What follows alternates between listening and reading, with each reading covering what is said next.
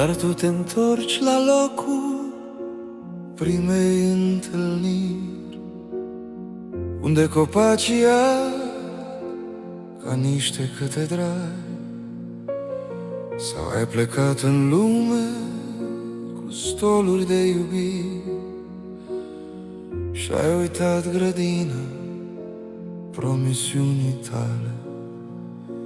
Acolo timpul curge ca vinul dintr-o rană și iarba știe taina sărutului din-tâi, iar cerul ca un clopot turnat din săptămână ne bate în amintiri.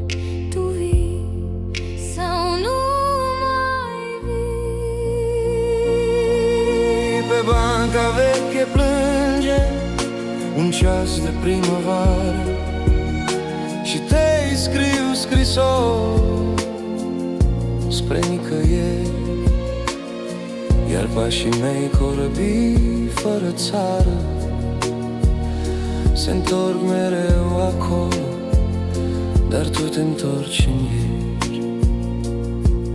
Sub felinarul galben mai arde o lumină, ca o icoană veche cu sfinți îndrăgostiți, iar vântul răsfoiește o carte clandestină cu inimile noastre, doi psalmi rătăciți.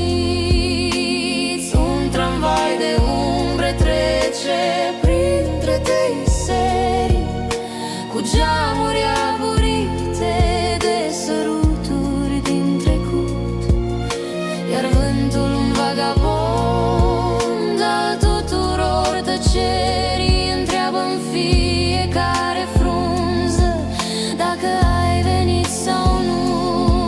Și ploaia cade noapte ca o dactilografă ce bate pe trotuar Cu litere de jar, iar banca noastră veche ca o epigrafă mai scrie despre noi un capitol singular.